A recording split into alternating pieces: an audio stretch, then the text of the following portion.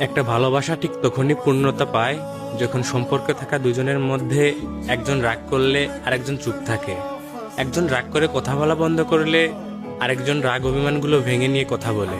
আর যখন দেখবেন যে আপনার প্রিয় মানুষ আপনার উপর রাগ করে বসে আছে, তখন নিশ্চয়ই ভাববেন যে আপনি কোনো না কোনো ভুল করেছেন। তখন নিজে সেই ভুলটাকে খুঁজে সমাধান করার চেষ্টা করবেন, আপনার প্রিয় মানুষটির কাছে ক্ষমা চাইবেন।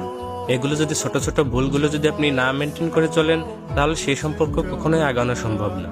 কারণ একটা ভালোবাসা শেষ পর্যন্ত টিকিয়ে রাখা এতটা সহজ নয়। আপনার প্রিয় মানুষটির কোনটা ভালো লাগা আর কোনটা ভালো লাগা না, সেগুলো খেয়াল করে চলবেন।